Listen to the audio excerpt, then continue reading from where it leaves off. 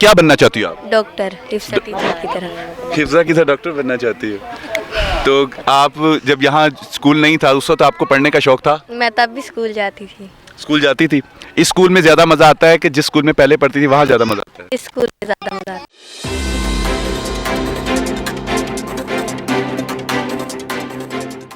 अस्सलाम वालेकुम नाज़रीन, मैं हूं आपका मेज़बान अब्दुल रहमान। हदफ में आप सब लोगों को खुशामदीद। नाज़रीन, इस वक्त मैं मौजूद हूं पाकिस्तान का सबसे पहला portable school SKZ model school for slums. मेरे साथ मौजूद हैं इस स्कूल की चेयरपर्सन डॉक्टर हिफ्जा खान, जिन्होंने आज से 5 साल पहले 50 बच्चों से इस स्कूल का आगाज़ किया। और जब इस स्कूल का आगाज़ किया तो सिर्फ और सिर्फ कुछ बांस और टेंटों का जो कपड़ा होता है उससे ये एक झुग्गी नुमा स्कूल बना लिया गया। लेकिन सिलसिला बढ़ता चला गया और 5 साल बाद आज ये स्कूल एक शानदार मजबूत बुनियादों वाला स्कूल बन चुका है। डॉक्टर हिफ्जा ने अपनी तालीम के दौरान इन तमाम तर चीज़ों को फेस किया, पढ़ाया, अपनी ज़िंदगी का वो मकसद जो हर एक इंसान के अंदर होना चाहिए और होता भी है लेकिन वो उसको उजागर नहीं कर पाता।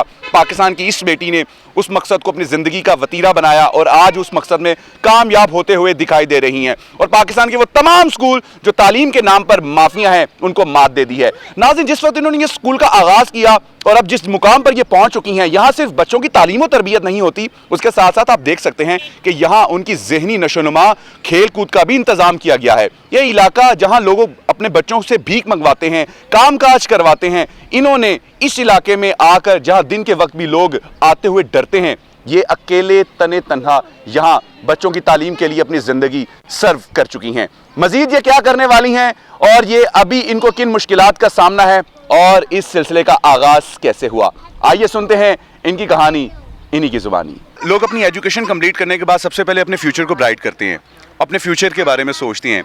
आपने ऐसे एरिया में जहाँ इर्द गिर्द न बंदा न बंदे की ज़ात और बंदे को इस एरिया में पहुँच कर भी खौफ आता है, यहाँ से आपने तालीम का बच्चों को तालीम देने का आगाज़ शुरू कर दिया।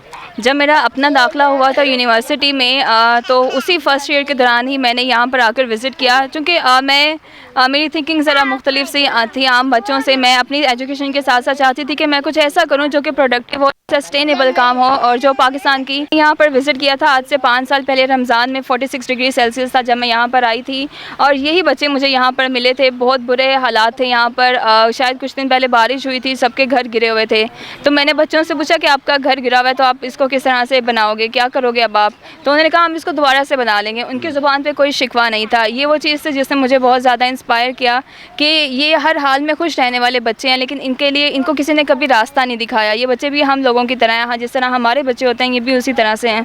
तो मैंने डिसाइड किया, मेरे पास 15 दिन बाकी थे रमज़ान ख़त्म होने में, मैंने कपड़े का एक कैंप सिलवा कर यहीं पर एक कैंप लगा लिया और पहले ही दिन यहाँ पर 50 के करीब बच्चे आ गए थे और मैंने जो तैयारी की थी वो 30 बच्चों की थी।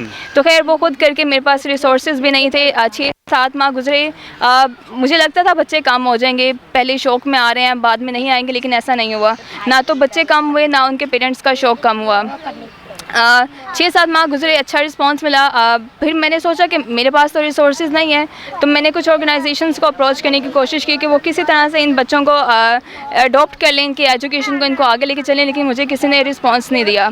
मैंने गवर्नमेंट स्कूल भी आसपास के जितने गवर्नमेंट स्कूल हैं सब विज़िट किए एडमिशन्स के लिए, तो वहाँ पर कुछ में जगह नहीं थी, कुछ में ओवर कैपेसिटी थी, जिसकी वजह से बच्चा वहाँ चल नहीं सका। मैं इनको प्राइवेट स्कूल में लेके गई एडमिशन करवाने के लिए, तो वहाँ पर जब मैं एडमिशन करवा रही थी कुछ और पेरेंट्स भी आए थे एडमिशन करवाने। उन्होंने ये इशू उठाया कि अगर झुग्गी वाला बच्चा पढ़ेगा तो हम अपने बच्चे को एडमिशन नहीं दिलाएंगे। तो दैट वाज द मोमेंट के प्रिंसिपल ने भी मुझे रिफ्यूज़ कर दिया।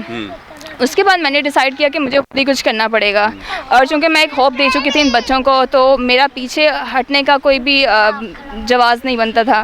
तो मैंने बांस यूज़ करके, फ्लेक्सेस यूज़ करके, चटाइयाँ यूज़ करके इधर उधर इनको एक कारी साहब और टीचर रख दी और 4 साल हमारा वो सिस्टम चलता रहा है।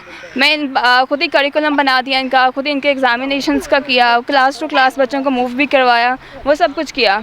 फिर कोविड के दौरान चूँकि मुझे वक्त मिला सोचने का कि मैं आगे इनके लिए क्या कर सकती हूँ, तो ये वो स्कूल, पोर्टेबल स्कूल मैंने डिज़ाइन किया टीम के साथ मिलकर कुछ नए लोग मुझे मिल गए, अच्छी आर्किटेक्ट मुझे मिल गई राफिया इलियास, और इसी तरह से फिर हमने इसको आगे लेके जाने का किया कि हम इसको बनाएंगे। तो जब मैं इसको भी बना रही थी तो मुझे सब लोगों ने अपोज किया कि पाकिस्तान में पोर्टेबल स्कूल बनाने की क्या ज़रूरत है, वो भी इस्लाम कम्युनिटी के लिए जिसको कोई इंसान भी नहीं समझता है, उनके लिए क्यों हम इतनी इन्वेस्टमेंट करें और क्यों उनके लिए एक इंफ्रास्ट्रक्चर बनाएं।